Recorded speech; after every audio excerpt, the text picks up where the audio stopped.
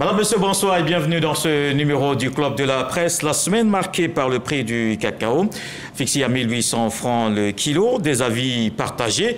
Après cette annonce, on revient sur ce meurtre à la Fessie, les arrestations et la suspension des activités syndicales. Et on termine avec la guerre au Proche-Orient. Bienvenue, Lansine Bakayoko, bonsoir. Bonsoir, Kolo. Et bonsoir, Félix Boni. Bonsoir, Kolo. Éric Goré, bonsoir. Bonsoir, Kolo. On termine avec professeur Dion Simplice. Bonsoir, professeur. Bonsoir, Kolo. Bienvenue dans le Club de la Presse.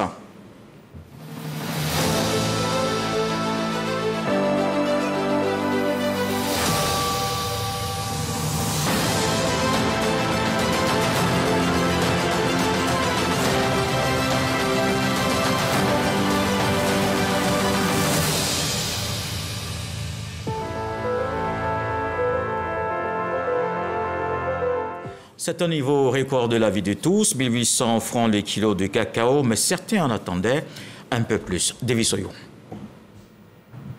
100 francs CFA, c'est le prix borchon du kilogramme de cacao pour la grande campagne de commercialisation en Côte d'Ivoire. Une hausse de 20% comparativement à la grande campagne précédente. Un montant qualifié de record par le gouvernement ivoirien. À ce prix, les autorités ivoiriennes estiment pouvoir couvrir les besoins des producteurs de cacao. Une augmentation loin de faire l'unanimité chez les producteurs parce que les mécontents s'attendaient à plus au regard de la flambée des cours mondiaux. En début d'année, ils ont franchi les $10 000 la tonne à New York. Les producteurs espéraient donc qu'au moins 60% du prix CAF serait au rendez-vous, comme le prévoient les dispositions qui régissent sa commercialisation. Un point de vue partagé par le PDCI RDA. Alors, on va commencer avec vous, Éric Goré, un premier commentaire sur ce prix annoncé cette semaine. Alors, c'est une décision salutaire du gouvernement. Moi, je parle surtout sur le plan social, ce que ça fait aujourd'hui aux populations, aux planteurs, au-delà des spéculations.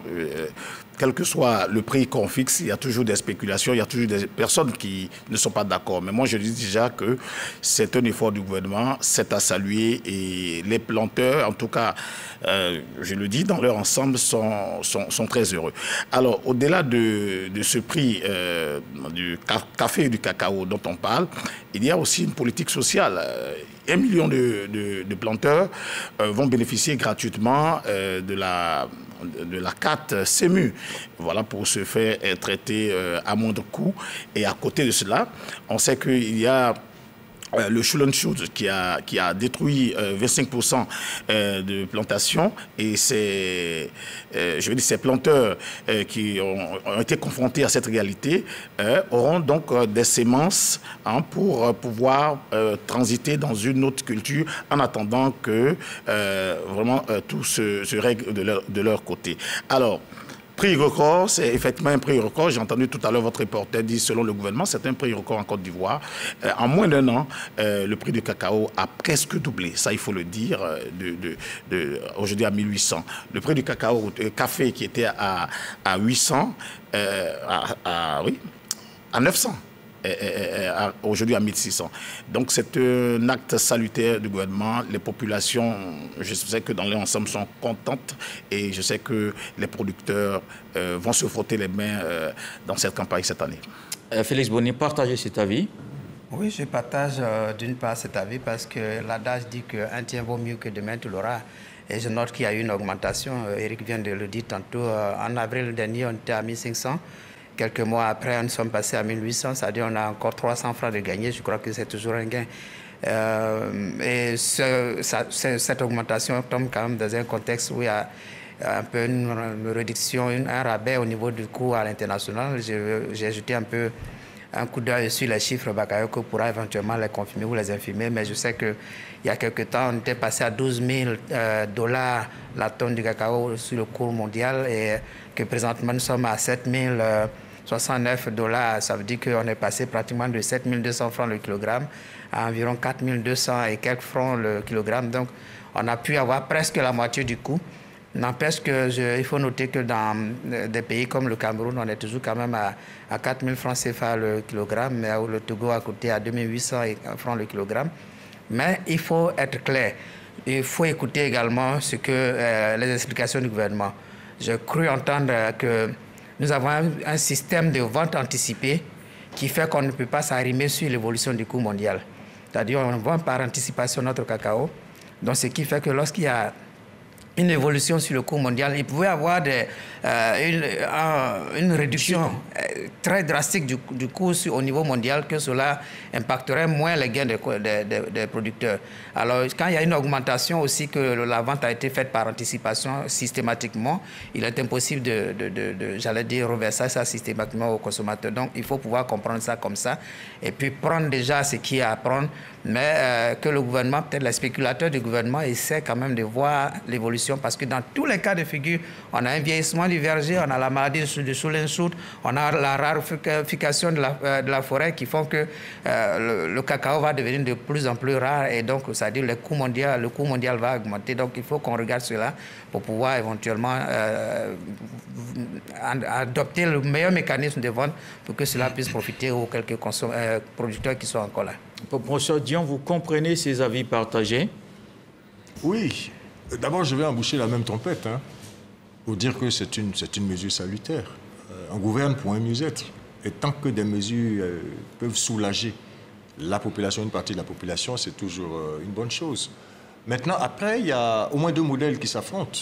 Il y a un modèle où on libéralise totalement, et donc quand ça marche sur le marché mondial, chacun directement traite avec l'acheteur, et à partir de ce moment-là, vous faites jouer la loi de l'offre et de la demande.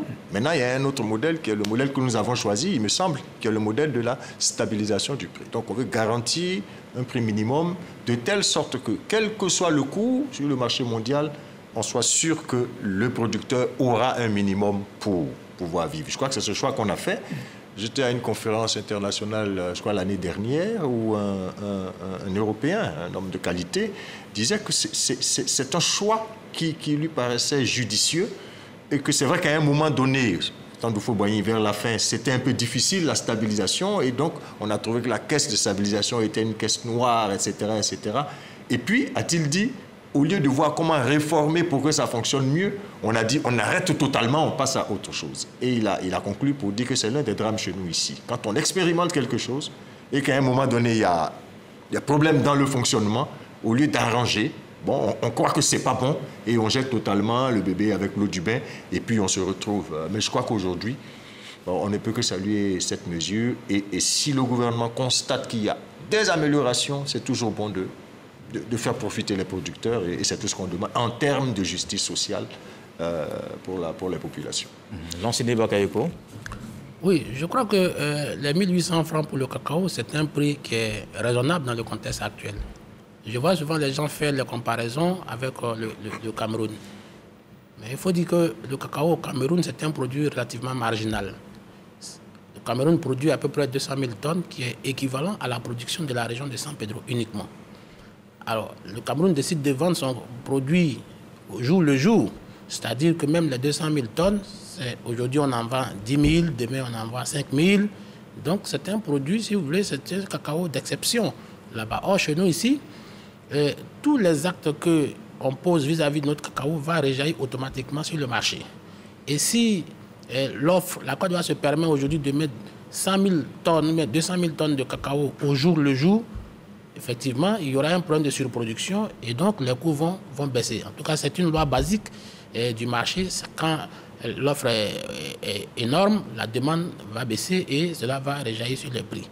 Donc, pour moi, fixer le prix à 1800, je crois que c'est la politique de la prudence que le gouvernement adopte. Le Ghana, en plus, la Côte d'Ivoire aujourd'hui, pratique le même système de vente, c'est-à-dire les ventes anticipées à la moyenne. C'est-à-dire que la Côte d'Ivoire vend 80% de sa récolte et en garde de telle sorte que si il y a des yo-yo sur le marché, ça ne puisse pas impacter la population. Parce que le cacao n'est pas n'importe quel produit en Côte d'Ivoire. C'est un produit qui nourrit à peu près 6 millions de personnes et il y a 1 million de planteurs. Donc, tous les actes qui vont être posés sur le cacao aussi ne sont pas bien réfléchis, peuvent avoir des répercussions dramatiques sur les paysans. C'est-à-dire qu'aujourd'hui, si on décide de payer le cacao à 4 000 francs, comme c'est le cas au Cameroun, et que demain, il y a des problèmes sur le marché, et ce serait évident, puisque si la Côte d'Ivoire décide de vendre exactement comme le Cameroun, c'est-à-dire on va au marché, on paye au comptant, ça va forcément faire qu'il y aura beaucoup de production et on ne pourra plus acheter le cacao au prix indiqué. Ça veut dire que si la Côte d'Ivoire s'amuse à faire exactement comme le Cameroun, je suis convaincu que le prix va même baisser, va venir en dessous même des 1000 francs. Et donc, c'est une attitude de prudence qui, à mon avis, on peut l'apprécier positivement, même si beaucoup pensent qu'aujourd'hui, avec la clameur publique venant de Yaoundé, on peut améliorer les coûts. Mais pour ma part, pour le moment, on peut attendre, regarder le marché, voir où les choses vont être orientées. Mais pour moi, le marché ne peut pas être orienté autrement que ce que le Ghana et la Côte d'Ivoire l'auront voulu. C'est pour ça qu'il faut rester prudent et puis maintenir le prix à 1800 francs. S'il y a des améliorations, la Côte d'Ivoire pourra puiser dans le fonds de stabilisation qui est créé à partir des prix qui sont fixés aujourd'hui pour pouvoir ajuster les prix et maintenir le niveau de vie des populations. Et je pense que ça, c'est mieux que de donner l'espoir aux populations, l'illusion aux populations qu'ils peuvent avoir 5 000 francs le kilogramme. Et puis, en cas de yo-yo sur le marché, qu'on leur donne 5 000 francs. Je pense que l'effet d'une telle pratique pourrait être absolument dramatique pour la vie sociale des populations paysannes. Est-ce que dans le cadre de l'initiative Cacao Côte d'Ivoire-Ghana, les deux pays ont une concertation pour la fixation du prix, l'enseigné? Oui, les deux pays ont une concertation quasi quotidienne. Il y a l'initiative Cacao et le siège de cette initiative est basé au Ghana, mais dirigé par un Ivoirien. Au passage, je salue M. Assanvo, Alex Assanvo, qui en est le directeur. Donc, je veux dire qu'il y a une concertation. Vous voyez que les deux prix sont sensiblement identiques, mais le Ghana, c'est à peu près 1823 francs. Mais pourquoi 1823 francs? Parce que le Ghana a une monnaie qui fluctue. C'est-à-dire que ce n'est pas une monnaie stable comme le franc CFA. Ça veut dire qu'aujourd'hui, ça peut descendre jusqu'à un certain niveau. Il peut y avoir une dépréciation du cédis ghanéen. Et donc, c'est cette marge-là qui fait les 23 francs. Mais pour moi, les deux systèmes, en tout cas au niveau du prix, se tiennent, même si le système de commercialisation est différent, parce qu'au Ghana, il n'y a pas d'intermédiaire. C'est l'État central lui-même qui collecte l'ensemble de la production et qui la vend. Contrairement à la Côte d'Ivoire, où il y a des intermédiaires qui constituent, en tout cas, une sorte de...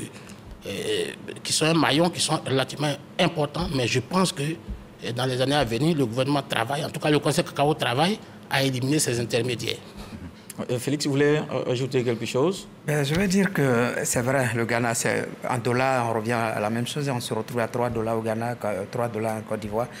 C'est la première fois d'ailleurs qu'on se retrouve à ce niveau de stabilisation du coût, mais je pense que ça répond aussi à une stratégie. À un moment donné, lorsque le coût était plus ou moins élevé au Ghana qu'en Côte d'Ivoire, on a assisté à une sorte de fuite du cacao vers le Ghana. Les planteurs, les producteurs cherchaient à aller vendre au Ghana. Et cet arrangement entre voisins permet de stabiliser, de pouvoir vendre, d'éviter, de stopper cette fuite. Mais je veux dire que quand j'écoute la manière dont les choses se sont déroulées, la vente anticipée et tout cela, je pense que les 1800 vont apprendre et ça correspond éventuellement aux contraintes du gouvernement ou à la stratégie qui a été mise sur pied. Mais cette stratégie peut être revue aujourd'hui parce que le cacao va partir, le niveau de production de cacao va baisser forcément parce qu'aujourd'hui, il y a un problème de forêt. On a ce qu'on appelle la question de maladie et même il y a une sorte même de mutation des producteurs vers d'autres produits, ce qui fait que quelque part il faut revoir ce système de vente anticipée peut-être. Merci Bakayoko de nous avoir dit que c'est 80%, on peut passer peut-être à 50% pour donner plus de chance à 50 autres % de conquérir le marché quand les coûts mondiaux vont monter. Cela dit, les prévisions montrent que les coûts mondiaux vont baisser parce que nous sommes à 4241 francs aujourd'hui, mais d'octobre à décembre, par exemple, on parle de 4399 francs, mais d'ici jusqu'à juin prochain, on sera à 3473 francs. Donc, éventuellement, les producteurs, s'ils ont les 1800 d'ici là, devraient se dire que c'est un gain. C'est un gain. C'est-à-dire qu'il faut comprendre le mécanisme pour savoir qu'on a gagné quelque chose. Et tout ça, ça mérite d'être expliqué amplement parce qu'on est quand même dans un milieu paysan. Et c'est pour ça qu'il y a la clameur publique. Sinon, en principe, il ne devait pas avoir de clameur publique. Les choses sont explicables, c'est plus clair. C'est une question de spéculation sur le marché. Mais parfois, c'est un peu difficile. Il faut que les gens expliquent de façon très basique. D'accord. Alors, messieurs, je pense qu'on a vraiment tout dit sur cette première question très rapidement. L'enseigné pour terminer. Je voudrais juste ajouter, après Félix, pour dire que c'est vrai, il y a des prévisions de récoltes aujourd'hui qui disent que les récoltes vont baisser à peu près de 30%. Mais ce qu'il faut ajouter, c'est que cette baisse, il y a une stabilisation de la niveau de production de la Côte d'Ivoire depuis 2018. Ça veut dire qu'il y a une concertation entre le Ghana et la Côte d'Ivoire de sorte à ne pas produire davantage pour ne pas inonder le marché et avoir une répercussion négative sur les prix. Donc depuis 2018. Donc aujourd'hui, avec le verger qui est en train de se régénérer, quoi qu'on dise maintenant, je crois que c'est depuis 2024 maintenant que les deux pays se sont reconcertés pour aller à nouveau à faire de nouveaux vergers et de nouvelles plantations. Ça veut dire que oui, la production va baisser, mais les deux pays, s'ils rompent la pratique depuis 2018, à savoir booster la production, le climat est encore favorable à faire remonter la production. Moi, je pense même que s'il n'y avait pas eu cette mesure, la Côte d'Ivoire serait aujourd'hui à près de 3 millions de tonnes. Et le Ghana serait autour de plus d'1 million jusqu'à 1,5 million tonnes. Pour moi, il faut qu'il y ait une bonne prévisibilité et que le gouvernement fasse, les deux gouvernements ghanéens et ivoiriens fassent beaucoup plus de rigueur et regardent bien pour ne pas tomber, comme je l'ai dit, dans la clameur publique et avancer des prix qui ne pourront pas être tenus. D'accord, on va aller maintenant au deuxième sujet de ce soir, un crime qui a totalement bouleversé l'opinion, le meurtre d'un membre de la FECI, le secrétaire général et des proches arrêtés, l'activité syndicale suspendue. Davis Ayo. Le milieu estudiantin secoué une fois de plus par un drame. Le corps sans vie d'Angui Mars Aubin Déagoui, plus connu sous le sobriquet de général sorcier, a été retrouvé près du CHU de Cocody. Les faits se sont déroulés les 29 et 30 septembre dernier. Étudiant âgé de 49 ans en Master 2 d'anglais à l'université Félix Houphouët-Boigny de Cocody, il était présenté comme le principal opposant de l'actuel secrétaire général de la Fédération estudiantine et scolaire du Côte d'Ivoire, FECI, le nommé Camboussier. Une enquête ouverte a permis d'interpeller Camboussier et 6 de ses lieutenants. Invités par un émissaire de Camboussier dans une cave située à Angri pour régler leurs démêlés, Angui Mars Aubin Déagoui, alias Général Sorcier, est enlevé par des individus à bord d'un taxi pour une destination inconnue. Il est retrouvé avec un corps présentant des traces de violence physique au centre hospitalier universitaire de Cocody. Ce énième cas de violence dans le milieu estudiantin suscite l'indignation des populations. Le professeur Dion Simplice, vous êtes enseignant à l'université. Félix Houphouët-Boigny d'Abidjan, est-ce que vous êtes surpris par la tournure en fait des choses? Est-ce que je suis surpris? Je ne sais pas. Parce que ils sont coutumiers du fait de violence, du fait d'agitation, mais qu'on arrive à ce niveau-là où on parle d'assassinat, je crois que c'est le procureur qui le dit. À ce moment-là, oui, on est quand même surpris. Parce que quand on va à l'école, quand on va à l'université, c'est pas pour tuer et c'est pas pour apprendre à tuer. C'est pour faire l'école. C'est pour avoir ses diplômes. C'est pour avoir une qualification. C'est pour entrer dans le monde du travail. Mais quand on en arrive là, ça veut dire qu'il y a un problème. Alors, est-ce que c'est la goutte d'eau qui fait déborder le vase? Je sais que cette question-là, vous allez nous la poser, évidemment. Alors, il y a quelqu'un qui a dit qu'il faut aimer la goutte d'eau qui fait déborder le vase. Parce que c'est à cause de cette goutte d'eau que le changement va commencer. Et moi, j'espère que ce qui vient de se passer va nous donner à tous l'occasion de régler une bonne fois la question de la violence et de la violence syndicale sur les campus universitaires. On a été élève, on en a souffert. On a été étudiant, on en a souffert. Si vous prenez les témoignages sur ce plateau, chacun a fait son expérience de cette affaire. Nous travaillons aujourd'hui, nous en souffrons. Nous irons à la retraite, nous allons encore en souffrir. À un moment donné, il faut arrêter. Il faut passer à un autre paradigme. Moi, je pense, avant d'aller plus loin dans le débat, qu'il est venu le temps de l'étudiant nouveau. Il est venu le temps de l'étudiant nouveau. Nous sommes tous interpellés. Qu'on soit population, qu'on soit parents d'élèves, qu'on soit État, qu'on soit ministère, le temps est arrivé pour qu'on mette de l'ordre dans cette affaire et que les enfants aillent à l'école pour se former et pour devenir quelqu'un. Alors, Félix Boni, comme disait tout à l'heure le professeur Simplice Dion, c'est le crime de trop. Et vers où il faut aller justement pour espérer une situation beaucoup plus calme dans le milieu éducation-formation? Vous savez, le professeur a utilisé le dicton « la goutte d'eau qui fait déborder le vase », mais j'allais dire, c'est plutôt le vase, il y a longtemps que le vase a débordé.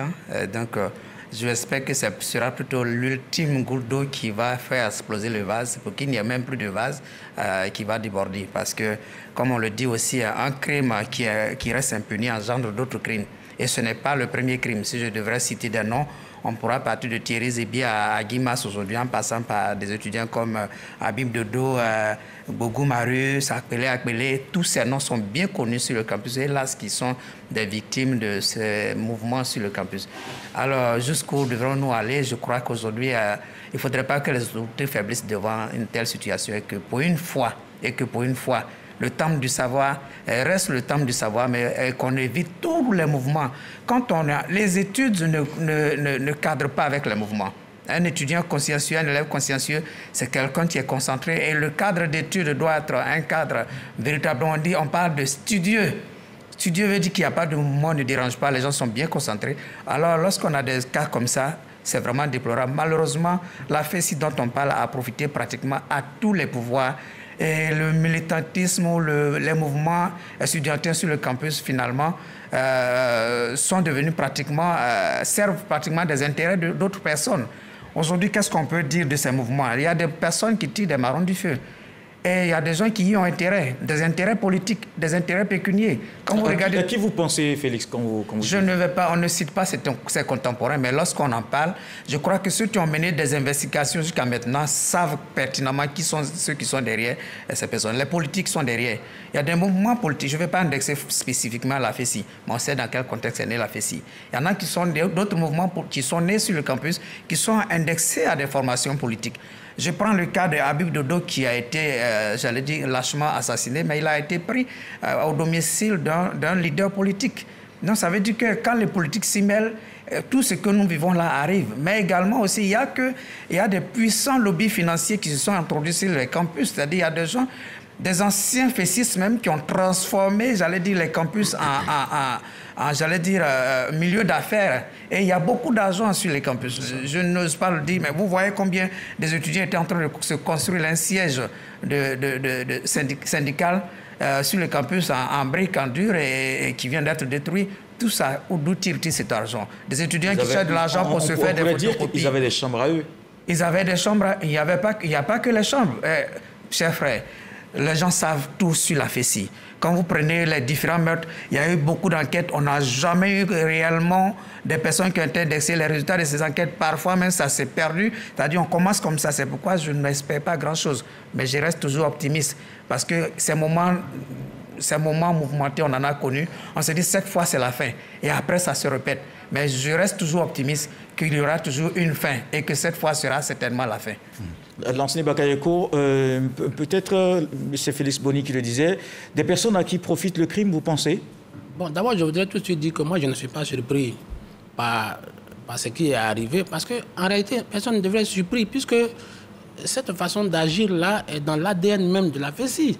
C'est-à-dire que l'acte de naissance de la FESI, il est écrit dedans violence. Parce que la FESI commence en 90. Et je me souviens encore de ce jour au journal des 13h en 1990. On a vu Thierry Zebi dans une mare de sang juste à côté de la Mermoz. Et cette image, moi, ça ne m'est jamais quitté à la tête. Dans la tête, j'allais dire.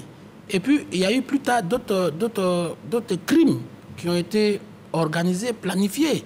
Il a parlé de Akpele, mais il a parlé de Bogou, il a parlé de beaucoup d'autres personnes, mais il a oublié de parler même de Bakayoko Memissa, qui a été carrément défenestré à la cité de Vridi. Ce jour-là, on s'en souvient encore. Et même, il y a d'autres qui ont eu la vie sauve. Moi, je ne vais pas trahir un secret, mais même Kwadjo Kona Bertin Kakabe, on a failli le perdre une année, je crois, autour de 96. Je me souviens encore, à la cité Mermoz ici, il avait dû sauter par le troisième étage pour avoir la vie sauve. Donc vous voyez, la FESI a toujours été comme ça. Maintenant, Félix, là, je ne suis pas d'accord avec toi quand tu dis ça a toujours été au service des pouvoirs. Non, la FESI n'a jamais été au service de tous les pouvoirs, disons-le tout de suite. Chacun s'est servi de la FESI. Oui, mais personne d'autre ne s'est servi de la FESI, disons-le tout de suite. Ce n'est que le FPI qui s'est servi de la FESI pendant tout ce temps. Nous sommes en train de diagnostiquer le problème pour que le mal ne surgisse pas. Il ne faut pas qu'on mette... on ne regarde pas bien là où ça fait mal. La FESI a profité, a mis le pouvoir au Faux-Boigny en difficulté. Mais à ce moment-là, qui était l'opposant qui voulait que Houphouët-Boigny quitte le pouvoir? Et la FESI, on s'est servi de la FESI. En 90, en 2000, qui a utilisé la FESI pour consolider son pouvoir? Ça a été vu. Et la FESI était utilisée généralement pour aller contre les autres qui ne réfléchissaient pas comme ceux qui étaient les mêmes personnes. Donc, ne nous voilons pas la face.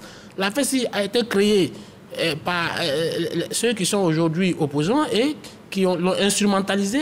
Personne d'autre n'a eu les faveurs de la FESI à part ce groupe politique. Donc, disons-nous la vérité, nous sommes en train de chercher à guérir notre pays de cette gangrène. Et il faut situer la responsabilité. Pour moi, la responsabilité première, elle incombe avant tout au Front populaire ivoirien. Éric Gorée.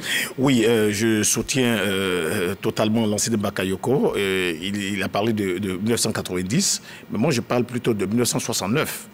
Où l'UNESI, qui est donc l'Union des élèves et étudiants de Côte d'Ivoire, avec son président Laurent Gbagbo, décide de s'aimer des troubles lors d'un congrès à l'université. Houphouët-Boigny, qui avait même... qui se battait pour stabiliser le plan social, tout ça, venait d'être surpris par ce débordement. Houphouët a donc suspendu l'UNESI. Mais c'est l'UNESI qui a fini par devenir la FESI. Seulement la différence entre les deux mouvements, c'est que la FESI a des comportements tirés des militaires. Vous voyez, celui qui est décédé, on l'appelle le général sorcier, parce qu'il se comporte comme des militaires. En 2011, la FESI a appelé à déposer les armes. Des étudiants qui appellent à déposer les armes. C'est grave.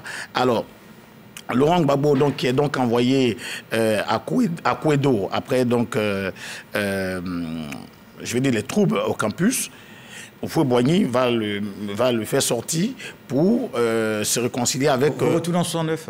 Oui, je retourne en 69, mais pour revenir, pour dire, parce que Bakayoko a commencé en 90, mais je vais dire, effectivement, je suis dans la logique de l'ancien Bakayoko. C'est-à-dire, Laurent Gbagbo, donc, qui est sorti d'Akouédo, du camp d'Akouédo, va se réconcilier avec le nouveau secrétaire général du mouvement créé par le PDCI qu'on appelait la Messie, le Messie, le mouvement des étudiants élèves et étudiants de Côte d'Ivoire. Des étudiants et élèves de Côte d'Ivoire. Alors, donc, la paix est faite. Mais c'était simplement le calme après la tempête. Parce qu'après, Laurent Gbagbo est donc opposant. Il va financer maintenant, sinon parrainer, un autre mouvement qui n'est plus appelé l'UNESI, mais qui est appelé FESI. Et la première action de la FESI, c'est en 90. Année scolaire, la Côte d'Ivoire enregistre pour la première fois une année blanche dans le système éducatif. Donc déjà, la FESI est unanimement connue pour sa violence depuis sa naissance aujourd'hui. Donc, si on veut affilier la FESI à un parti politique, c'est bien le FPI et pas d'autres partis politiques. Bon, je vois pour ceux qui soulignent pas. Non, ce que je veux dire, c'est... Alors, j'ai écrit un livre en 2012, Les paroles ou les balles, convertir ou punir le tyran, où j'essaye d'aborder un peu, quand même dans un petit chapitre, la question de la FESI. Ce qu'ils disent n'est pas dénué de sens. Il y a 3 étapes. La FESI est conçue au départ comme instrument de déstabilisation du pouvoir Houphouët-Boigny. Instrument de déstabilisation. Première étape.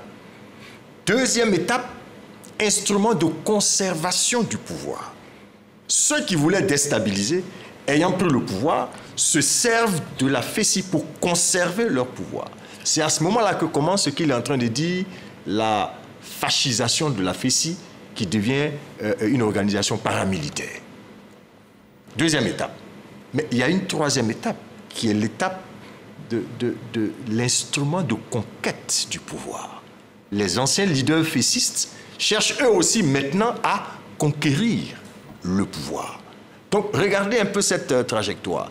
Dans ce livre-là, j'ai cité un article, si vous pouvez le retrouver, je demande aux Ivoiriens de le lire, c'est un article de Fraternité Matin, du 10 octobre 2003, intitulé « Enquête sur les traces des anciens fésistes en Allemagne », où on vous explique, où Fatmat vous explique clairement Comment? Lorsque le président Bédié cherche à mettre la main sur tous les fessistes pour en finir avec cette affaire, ils vont tous en exil. Et depuis l'exil, les leaders fessistes s'organisent pour le renversement du pouvoir.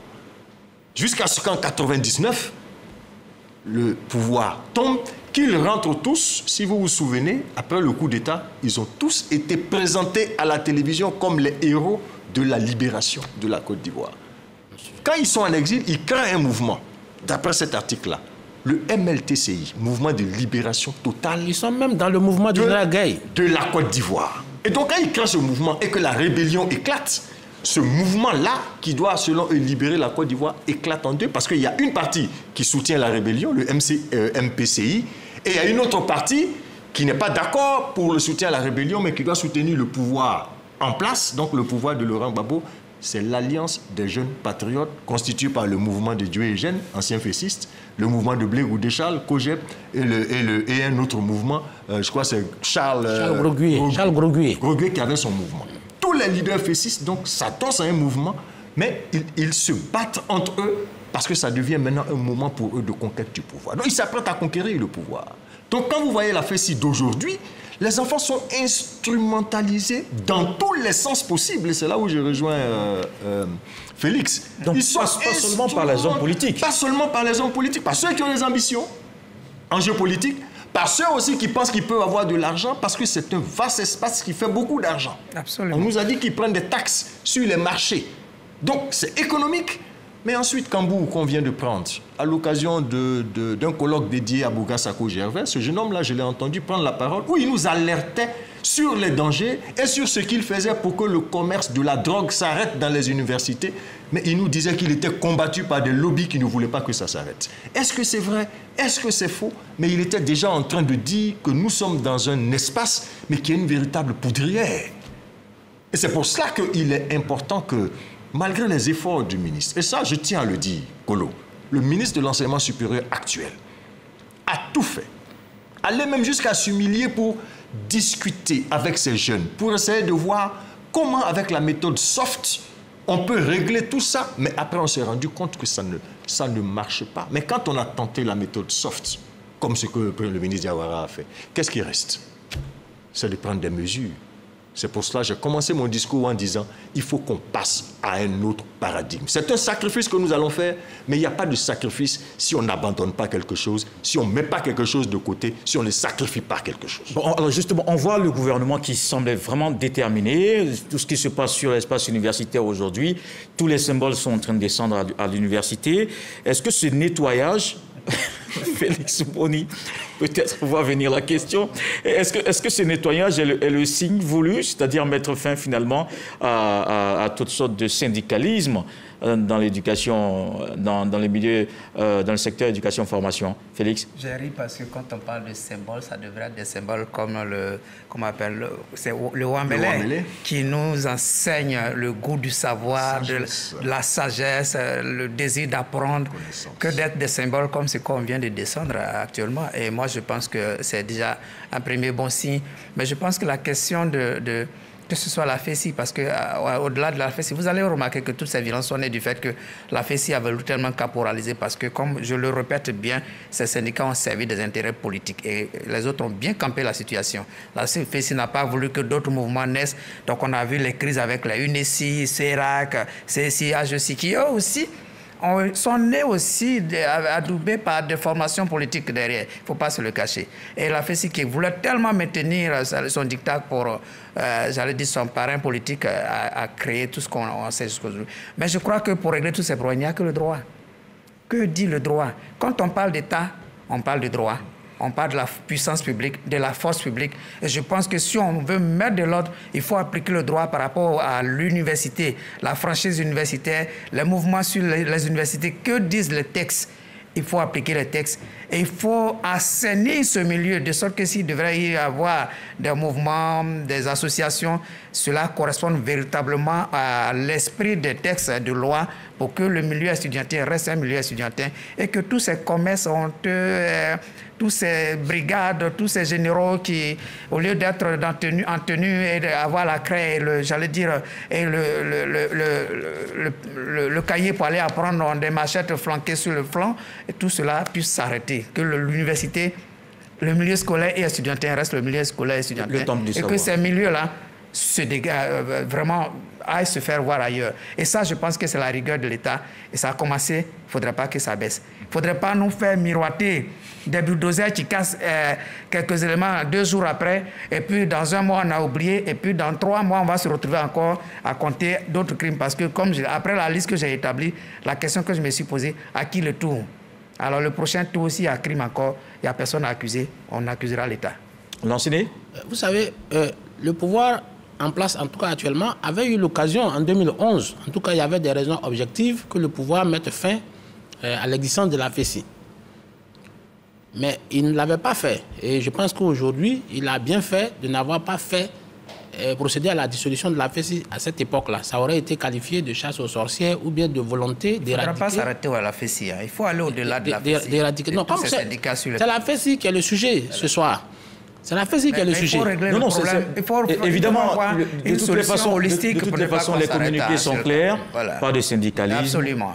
Dans le secteur. C'est clair. Pas de syndicalisme, mais je veux dire, moi je suis complètement d'accord avec cette décision parce que même les rivalités syndicales indépendantes, cette fois c'était en interne à la FESI, mais par le passé, parfois c'était en interne à la FESI, mais c'était parfois avec des syndicats autres. Habib Dodo, par exemple. Habib Dodo avec l'AGECI. Et même encore plus loin. Quoi, Justin, qui est aujourd'hui membre du PPACI, je me souviens encore, était membre du CERAC de KKB. Il partageait le même bureau et il n'avait pas le droit de faire des conférences sur le campus universitaire. Vous voyez, donc c'est des choses qui ne datent pas d'aujourd'hui. Mais moi, j'ai eu la plus grande gêne il y a quelques années, quand au Bénin, à l'université d'Abomey-Calavi, les mêmes méthodes avaient été exportées, enfin, se pratiquaient là-bas. Et j'ai entendu le gouvernement béninois dire « ils veulent féciser notre campus. » Parce que ceux qui sont aujourd'hui les dirigeants, en cette époque-là, ceux qui étaient les dirigeants de cette organisation estudiantine au campus d'Abomey-Calavi, c'était des gens qui étaient venus d'Abidjan et qui avaient participé à la FESI. Vous voyez comment... L'image. La mauvaise image. Et ceux-là, le président Patrice Talon a été obligé de les mettre rapidement hors d'état de nuit parce qu'il a dit, si on les laisse faire, ils veulent importer les méthodes de la FESI chez nous ici. Ça veut dire que la FESI ne donne pas une excellente image de la Côte d'Ivoire. Et pour moi, les autorités ivoiriennes ne devraient pas rester les bras croisés face à cette déliquescence de notre jeunesse. Et puis par ailleurs, aujourd'hui, moi je connais beaucoup de jeunes élèves qui ont eu le bac, qui ont refusé d'aller à l'université de Cocody, pas parce qu'il y avait autre chose, mais à cause de la FESI. J'ai vu certains qui ont fait un premier tour à l'université, dès qu'ils ont vu la FESI et ses mouvements militaires, ils ont abandonné. Et parfois, certains n'ont pas pu continuer ailleurs et donc sont sortis du système éducatif. Donc pour moi, la FESI qui dit qu'il est le promoteur d'une école responsable devrait mériter son nom. Maintenant, on voit bien que la connivence est flagrante avec des hommes politiques parce qu'aujourd'hui, tous ces mouvements, ne nous voilons pas la face, il y a absolument des relents politiques et les enjeux électoraux de 2025 sont bien visibles dans tous ces mouvements qui se passent, toutes ces rivalités qui sont créées, parfois réelles, mais parfois artificielles. En tout cas, généralement artificielles. Donc, pour moi, les autorités ivoiriennes ne devraient pas... ils doivent avoir le marteau entre les mains, le fer entre les dents, pour pouvoir mettre hors d'état de nuit cette organisation qui, finalement, s'est révélée comme une organisation criminelle. Et ils ont aussi des bulldozers entre les mains, puisque vous avez vu ce qui se passe actuellement à l'université, et puis ces chambres aussi qui se libèrent. Éric Gorée, c'est une volonté, peut-être pas de recul, quand vous voyez les choses? Oui, déjà en 2016, voilà, en janvier 2016, les activités de la FESI avaient été suspendues par le gouvernement après les mêmes violences sur le campus. Cette fois-ci, nous pensons que le gouvernement va aller très loin, c'est-à-dire aller jusqu'à neutraliser ce mouvement qui peut représenter aujourd'hui un mouvement terroriste, parce que ça, il faut avoir le courage de le dire. Et comme je l'ai dit, on encourage le gouvernement à mettre fin à toutes leurs activités. Je rejoins Félix Boni, je rejoins le docteur et également l'ancien Bakayoko qui dit que les élèves vont à l'école. Houphouët-Boigny a dit, je vais le paraphraser, je préfère l'injustice au désordre. Alors, il faut être rigoureux pour installer l'ordre. Parce que quand on permet le désordre, on ne pourra plus s'en sortir. Donc, on soutient la décision du gouvernement et on l'encourage à aller très loin. Parce que si on n'éradique pas ce fléau, le retour sera fatal. Je veux que le gouvernement soit vraiment ferme. Parce que ce n'est pas la première fois que la FESI est dissoute. Je me souviens, dans les années 95... Encore que cette fois, oui, le terme n'a pas été... Dans les années 95, le président Bédié et Marcel Dibona, qui était son ministre de l'Intérieur, de la Sécurité, j'allais dire, avaient dissous d'une manière ou d'une autre la FESI. Mais c'était devenu aussi une revendication majeure et l'école avait été fortement troublée et les autorités, après plusieurs années, étaient obligées de revenir, de réhabiliter la FESI. Bon, cette fois, je pense que le gouvernement, ayant pris leçon de cet épisode, à savoir que la FESI ne changera pas sa façon d'agir, je pense qu'ils prendront date et feront en sorte que la FESI ne se régénère pas comme une fleur marguerite. Pour le moment, ce sont des mesures conservatoires, pas encore de dissolution. Est-ce que vous pensez qu'il faut aller justement jusqu'à interdire totalement? Je ne sais pas si il s'agira d'interdire le mouvement ou pas, c'est une option. Est-ce qu'il s'agira de les reconvoquer pour qu'ils remodulent tout ça? C'est une autre option. Le gouvernement verra. Mais dans tous les cas de figure, à terme, le résultat, ça sera de faire en sorte que l'école revienne aux enseignants, aux étudiants et aux élèves. Et que sur l'espace universitaire, les seules revendications possibles soient des revendications académiques. Qu'à l'école, ce soit des revendications scolaires. Et que ce soit les délégués d'amphi ou les chefs de classe ou je ne sais pas quelle autre structure encadrée, ce sont ces structures-là qui pourront venir dire il y a telle chose qui manque, il y a telle autre chose qui manque, voici les voies par lesquelles on peut passer pour régler les problèmes de l'école. Maintenant, les jeunes se rendent compte, et ça c'est ce que je leur dis toujours, l'État, c'est le plus froid des monstres, froid. Ça c'est Nietzsche qui le dit, et je crois qu'ils sont en train de constater cela. Rapidement, on va terminer sur la question avec Félix. Mais je voudrais juste dire que c'est pas... Peut-être les enquêtes vont nous le dire. Je ne crois pas que ce soit, cette crise soit liée à des politiques, mais ça ressemble plutôt à une crise interne. Mais je crois que le procès a tellement bien conclu. Il faudrait veiller à ce que le syndicalisme n'existe plus sur les campus. Parce qu'on peut avoir des associations d'élèves et étudiants de chez moi, mais le syndicalisme sur le campus, on a des délégués d'amphi. Moi, j'en ai été un. Il y a des chefs de classe, ils peuvent rapporter tous les problèmes des bibliothèques, tous les problèmes académiques peuvent être rapportés à la tutelle par rapport pour le bon fonctionnement du milieu scolaire et universitaire. Mais il faut éviter qu'on en arrive là où des maîtres font la loi pour empêcher les autres d'étudier. Il faut que dans cette association, on n'écrive plus dans les clauses de cette association que l'association a le droit de se prononcer sur toutes les questions qui engagent la vie de la nation. Parce que c'est ça qui était dans l'achat de la FESI et c'est ça qui a été exploité le plus. Félix semble beaucoup plus non, mais c'est clair. Bon, alors, on va aborder maintenant la troisième approche, le troisième sujet, donc l'attaque de l'Iran qui donne certainement une autre dimension à la guerre au Proche-Orient. Pour Israël, c'est une grave erreur de Téhéran. David Soyo. Mardi 1er octobre 2024, une pluie de missiles iraniens tirés sur Israël. L'attaque est la réponse au décès des chefs du Hezbollah libanais, du Hamas palestinien, Hassan Nasrallah, Ismaël Haniyeh et Abbas Nilforoussan. Selon l'État chiite, les 3 bases militaires autour de Tel Aviv ont été frappées avant de menacer Israël d'une riposte écrasante s'il attaquait l'Iran. Côté israélien, l'armée affirme que la plupart des missiles ont été interceptés par le dôme de fer, système de défense aérien israélien, et avec l'aide des pays alliés. Le premier ministre de l'État hébreu, Benjamin Netanyahou, promet que l'État chiite payera le prix fort. Pour l'heure, Israël et les États-Unis coordonnent une riposte tout en continuant les combats sur les autres fronts. Éric Gorée, évidemment journaliste au service politique et actualité internationale, c'est une question que vous suivez, cette guerre au Proche-Orient? Oui, c'est une question qu'on suit et je pense que ça fait aujourd'hui 1 an, jour pour jour, que le Hamas a donc attaqué des civils en Israël et ça fait aussi 1 an que Israël bombarde sans relâche le Hamas. Et l'attaque avait causé 1000 morts et plus. Aujourd'hui, on est à 186 000 morts chez les Palestiniens, dans la bande de Gaza. Israël continue. Après le Hamas, elle attaque le Hezbollah.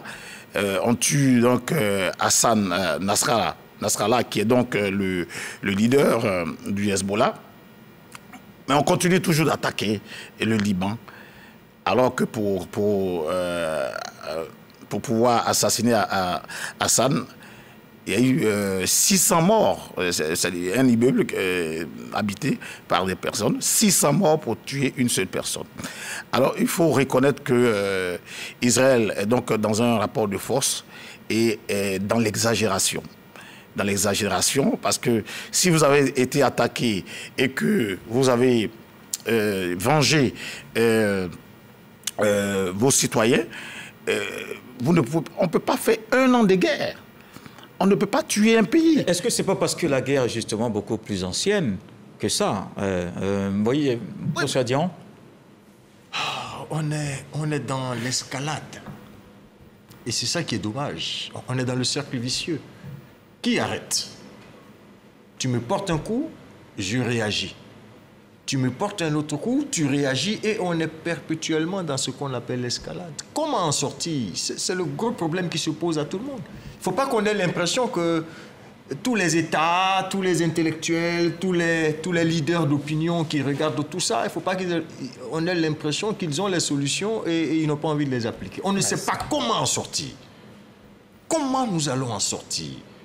Israël, même si on contraint Israël d'arrêter, de ne pas riposter, une autre frappe le lendemain va obliger Israël à réagir.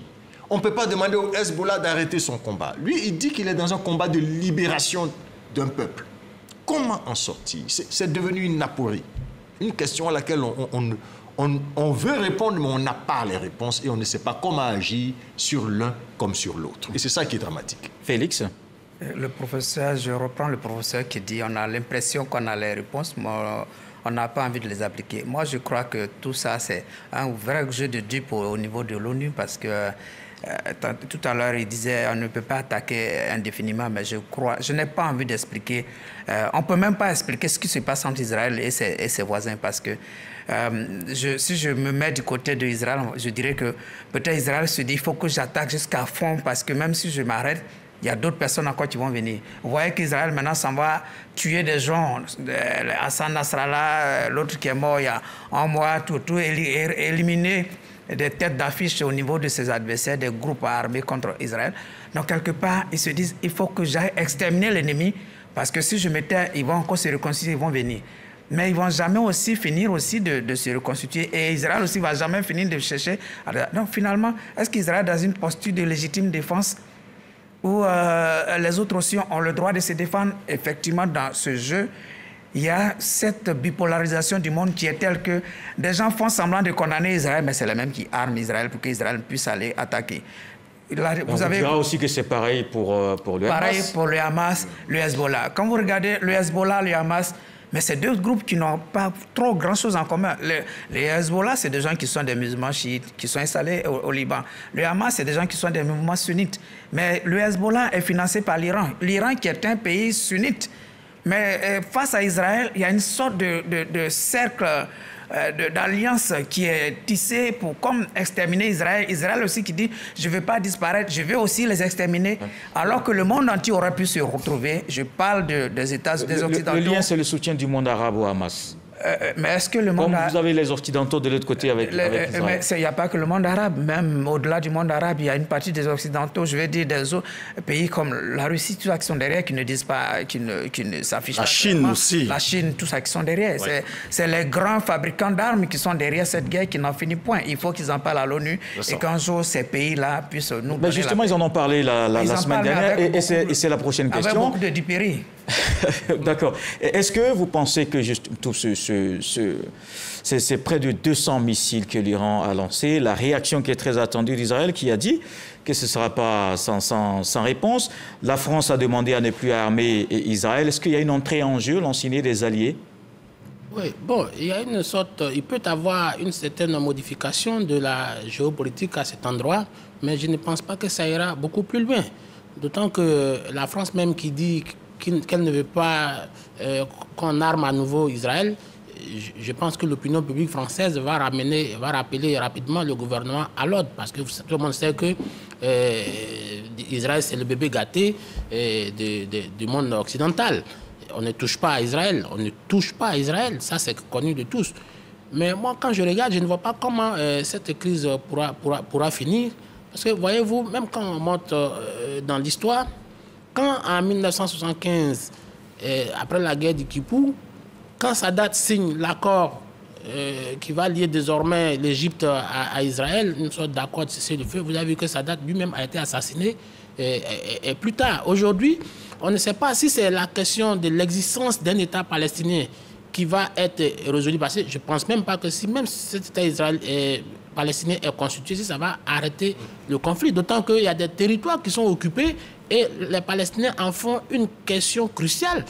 Et même, il y a un homme, le Hezbollah qui est là, a dit dans sa charte, à sa création dans les années 87, a dit tant qu'Israël existe, oui. 82 ou 3. 82, oui, tant qu'Israël existe, c'est la raison d'être du Hezbollah. Ouais, donc aujourd'hui, tout le monde voit qu'il y a beaucoup de territoires qui sont occupés, qui font partie maintenant des territoires israéliens, on les appelle les territoires occupés. Est-ce qu'Israël est prêt à rétrocéder ces territoires, là où déjà des colons se sont déjà installés, ont constitué des villes? Moi, je ne crois pas à cela. Et puis, par ailleurs, au niveau du Liban, il y a des territoires qui sont occupés effectivement aussi par Israël. Notamment, je pense à la plaine de la Beka, au-dessus. Donc, je ne pense pas qu'Israël va pouvoir se retirer parce que l'État israélien pense que c'est une question de sécurité intérieure que de s'installer dans ces zones. C'est ça. Bon, finalement, c'est l'existence d'Israël qui est en cause et en fin de compte, c'est la Palestine aussi, sa création, la création de l'État palestinien qui est en cause avec ces territoires qui étaient là avant l'arrivée d'Israël en 1987. Je pense que nous sommes là dans une question insoluble qui, pour moi, préfigure que cette crise ne va pas finir jusqu'à l'éternité. Alors moi, je réponds surtout à la question que vous avez posée concernant donc les missiles qui ont été lancés. Ces missiles qui ont été lancés par l'Iran montrent tout simplement que l'armée israélienne n'est pas invincible, comme elle le croit. Alors... Israël dit avoir interrompu, arrêté au moins 80%. Oui, mais je vais dire que les missiles ont quand même traversé la ligne de défense aérienne. Le système de défense aérienne qui a été traversé par des missiles pour toucher un endroit stratégique dans la capitale, l'aviation. Heureusement que les avions avaient été déplacés quelques heures avant l'attaque. Donc, moi, je ne veux pas que vous voyez les choses en termes d'invincibilité. C'est tout ça qui crée l'orgueil et puis on n'en finit pas à l'escalade. Il ne faut pas voir les choses en termes d'invincibilité. Mais ça dit qu'il faut qu'il y ait la paix dans ces zones.